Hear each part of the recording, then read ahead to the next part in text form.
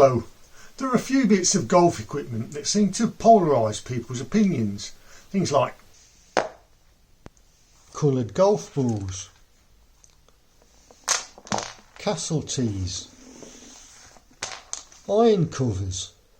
But nothing receives as much scorn as chippers.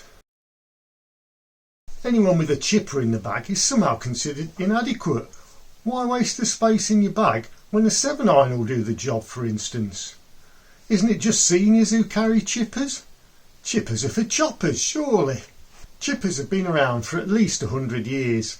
A few manufacturers have tried to revive them recently, such as Ping with their Chip R and the Maisel golf chipper. So are chippers only carried by golfers who can't chip with an iron? Are they the preserve of the senior golfer?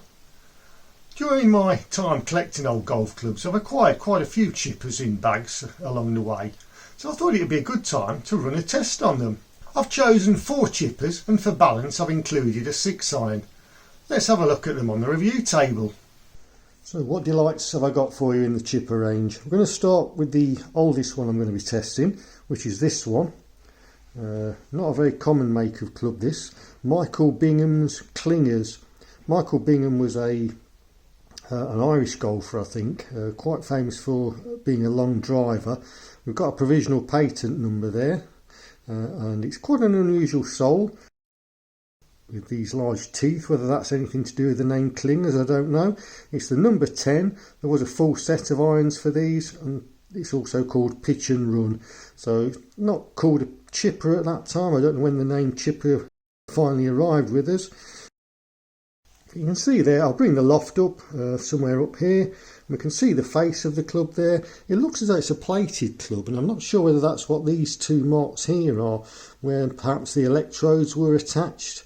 They're strangely tarnished compared to the rest of the face. Oh, that's number 1. The Michael Bingham's Clingers, 1930s. And the next club is this one. Quite a battered looking club. Obviously shows the softness of cast steel at the time. I'm pretty sure this would be a cast head. The Swilcan Vale, and that's named after a New Zealand golfer. I'm trying to remember his name. Percy Aloysius Vale or something like that. I'll bring the name up here. The club was first introduced in the 1920s by Forgan, with a hickory shaft, and it continued right through to the steel shaft era. This one is produced by Swilcan, who via a circuitous route, via Spalding along the way somewhere. The face of it is a lined face. Again, we can see all the battering, but it's quite a rounded sole on this one. Club number 3, one of the most famous brands or chipping clubs of them all, and this is the Mark II, the Bronte Chip Mark II.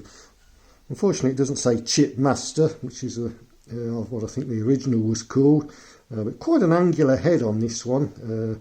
Pyramid lines on the grooves there, boxing the grooves in. Very flat sole with a nice bit of radius on there, which will help with the club as it comes through the shot. Lots of weight on there. And if we look at the ferrule, typical of the time, I think this is an early 1970s club when this came out. So that's number 3, the Bronte Chip Mark II.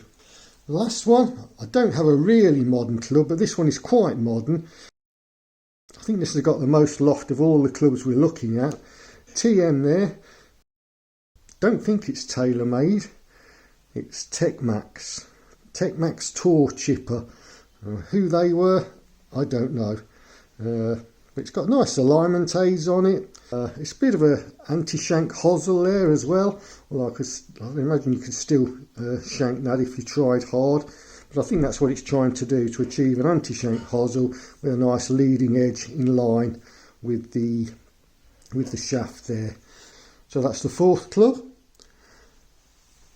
And to round things off, I said that many people frown on chippers and say that you can use one of your ordinary clubs and save a club. So to complete the series, I'm going to use a standard 6-iron. This is a McGregor MTR1. A little bit rusty. So that completes the set. Hi, here we are on the course for the chipping challenge. I should have practiced these a bit more, I'm beginning to think now. I'm going to use a putting action because I think that's how you're supposed to play with a chipper. The whole idea is to keep it simple. I'm going to start with the McGregor 6-iron and I'm going to work my way in reverse order to how I showed them on the review table. So let's get going. Beginning with the 6-iron. And there you can see straight away why I'm even considering using a chipper. That was awful. That one's a bit better, got it in the air. And that's the worst of the whole day. Onto the Tecmax Tour now. That one's not too bad, in the air. Barely got myself in frame for these, but at least you can see where the balls are landing. That's consistently mediocre. One more go. I was learning as I was going along how hard I needed to hit these, and clearly I was under hitting those. Next one is the Bronte chip Mark II, giving them a little bit more of a hit this time, and the results are improving as we can see. That one's pin high, just past. Last one with the Bronte.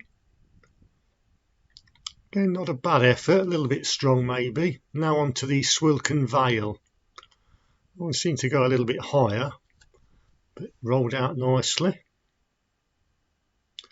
As you can see, I'm just using a putting action, and that was a complete top. Even with the chippers, I can make a mess of it, and that was even worse. I think I fatted that one. And now finally, we've got the Michael Bingham's Klinger. That was a nice one.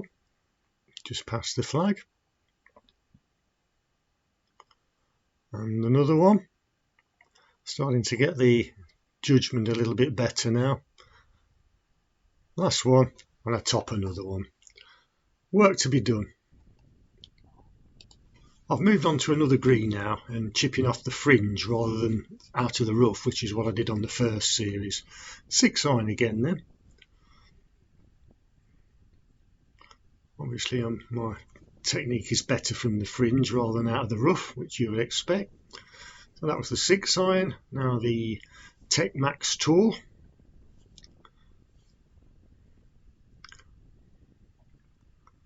You have to give them a little bit more of a thump than you would imagine using the chippers, but they're pretty good results. Now we're moving on to the Bronte.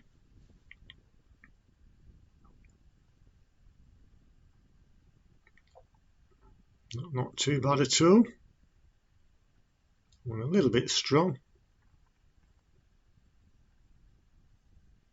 Pretty good going. Now the Swilcan Vale.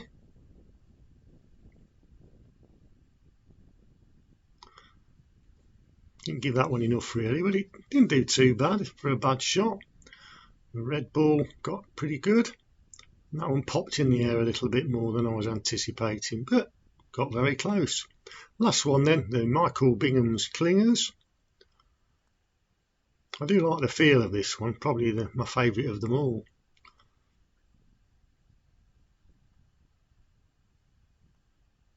The results pretty good. I'd be happy with those if I was chipping ordinarily. And to round off, I've gone for a long one, about 55 yards. I'm going to do one ball with each club. So 6-iron first. You can see a pattern here. The ground in front of the green is a lot softer than I thought, but I never did make allowance for it. I'm just landing them all short, and they're just not making it onto the green. That was the Tecmax chipper, which was the most lofted of the chippers. Now the Bronte. Caught that one a bit of a fat.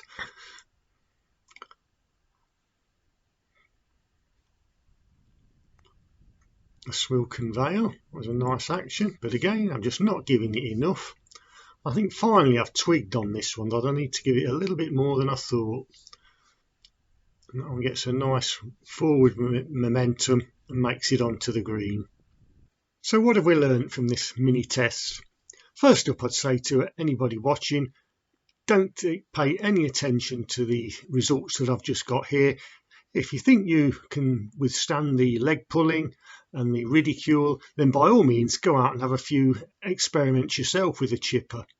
I found it surprisingly effective, really. And in fact, I have to report I've played 2 games with it in the bag now, the Bronte Chip Mark II. The first one, I didn't get many goes with it and I was still feeling my way. But the second round, on the 16th hole, I was short of the green and announced to my playing partners this is the ideal opportunity to showcase the chipper. And I promptly chipped in and we won the match. So I think the chipper will be making regular appearances in my bag when there's a space for it. Well, there we go. Thanks for watching. Hope you enjoyed it and I hope to see you next time. Bye.